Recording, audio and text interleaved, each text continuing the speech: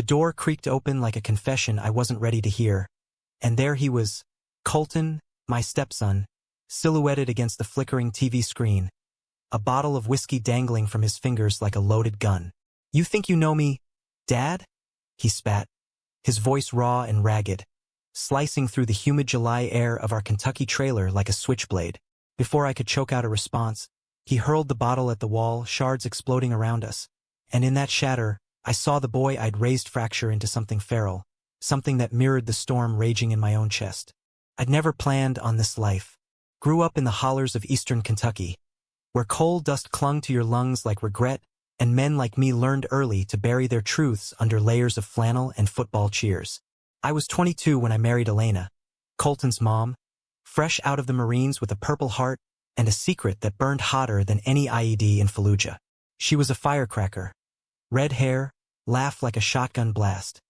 Working doubles at the diner to keep us afloat after her first husband bailed. Colton was just a scrawny kid then, 8 years old, all knees and elbows, hiding behind her skirt whenever thunder rolled in. I stepped in as the stand-in dad, fixing bikes and teaching him to throw a curveball, convincing myself it was duty, not desire, that kept me there. Elena passed when Colton was 16. Ovarian cancer, the kind that sneaks up like a fox in the henhouse. We buried her under a weeping willow in the county cemetery, the preacher droning on about heaven while I gripped Colton's shoulder so tight my knuckles went white. He didn't cry at the funeral, just stared at the casket like it might cough her back up. That night, back in our double wide on the edge of town, he crawled into my bed like he used to when he was little, his body rigid against mine, breath hitching in the dark. "Don't leave me too, Chris," he'd whispered, and I'd lain there awake till dawn, the weight of his trust pinning me heavier than any body armor. We muddled through after that. I picked up extra shifts at the auto shop, grease under my nails and classic rock blasting to drown out the silence. Colton shot up like a weed, hitting 6 foot by junior year, his dark curls falling over eyes the color of creek mud after a rain. He was quiet, always sketching in that battered notebook. Landscapes mostly, but sometimes faces, angular and haunted, that looked too much like mine for comfort. Folks in town called him the strong silent type, but I saw the cracks. The way he'd flinch at slurs tossed around the VFW bar, the late nights scrolling his phone with the screen angled away. I knew what it was like to hide. I'd spent years in the closet, dating women who deserved better, telling myself it was for the greater good. But with Colton it felt different, protective, like if I could shield him from the world's sharp edges, maybe I'd save a piece of myself too. By the time he turned 20, things shifted. Subtle at first, a brush of hands over breakfast cereal that lingered too long, a shared beer on the porch where our knees knocked under the stars. We'd talk for hours about everything and nothing. The Eagles' glory days, the hypocrisy of small-town piety, the ache of missing Elena.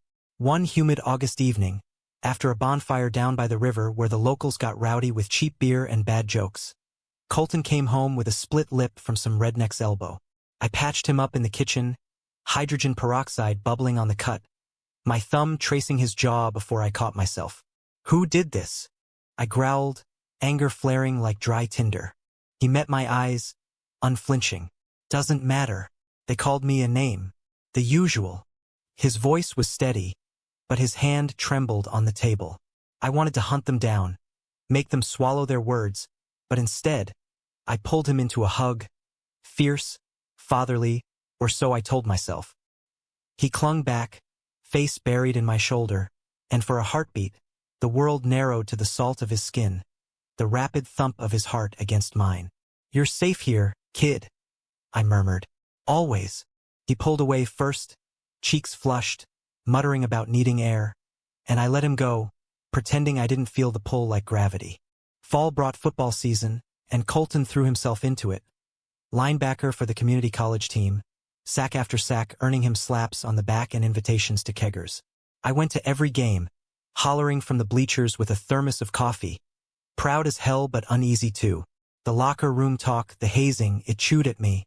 One night after a win against the rivals from over the ridge, he stumbled in at 2 a.m., reeking of Axe body spray and something sharper. I was nursing a scotch on the couch, the TV murmuring infomercials, when he collapsed beside me, head lolling back. "Chris," he slurred, eyes glassy. You ever feel like you're drowning in plain sight? I froze, glass halfway to my lips. What are you on about, Colt? He laughed, bitter and broken.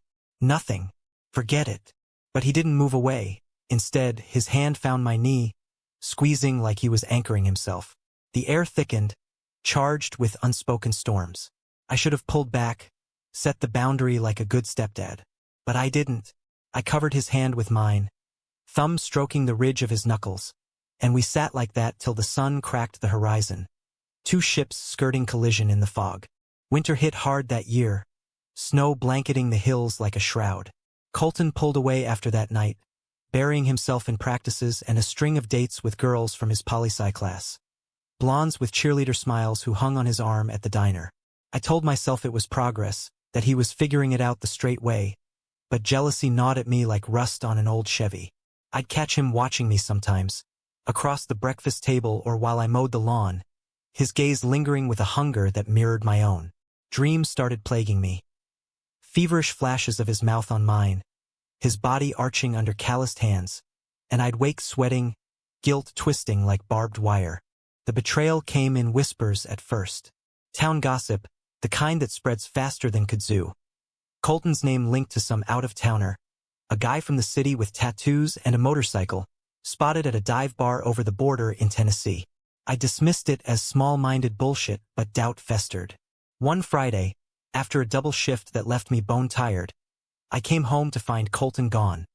No note, just his truck missing from the drive. Panic clawed up my throat. I paced the trailer, phone in hand, dialing his number till it went to voicemail. Hours ticked by, the clock mocking me with its indifferent ticks. By midnight, rage boiled over into fear, and I stormed out to his room, needing something, anything, to ground me.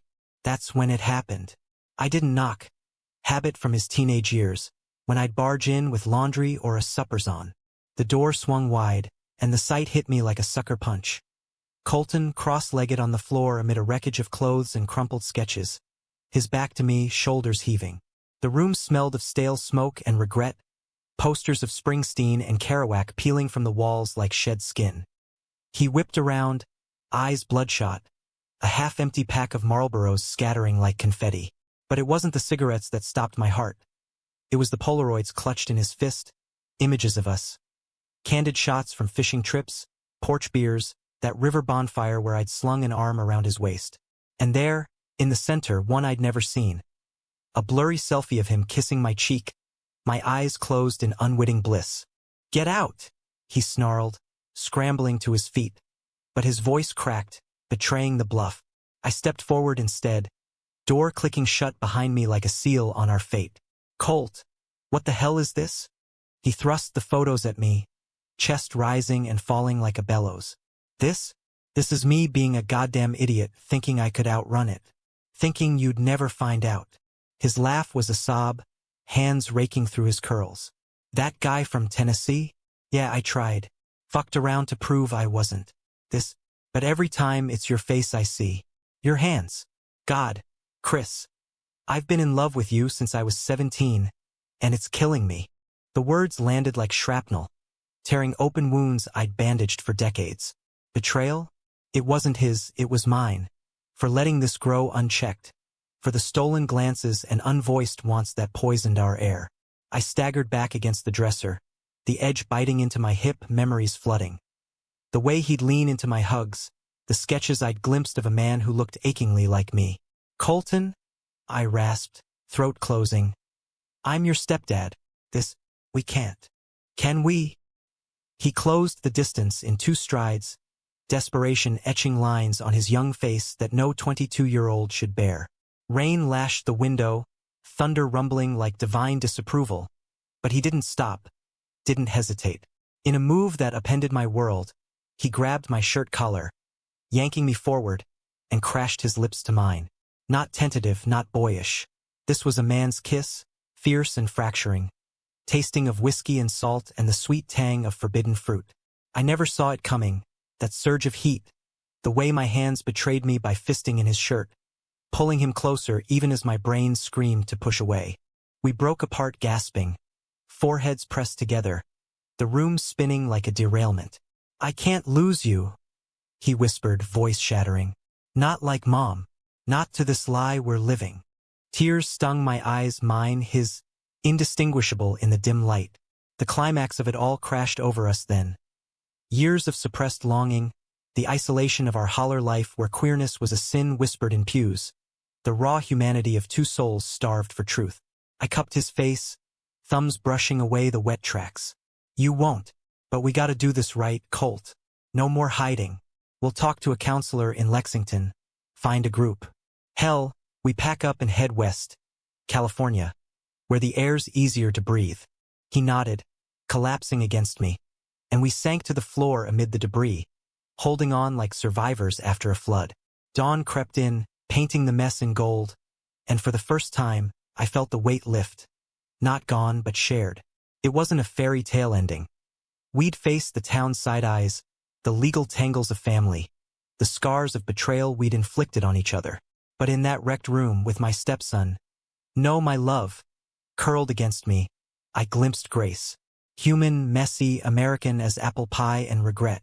We weren't fixed, but we were free. And damn if that wasn't enough to keep fighting for.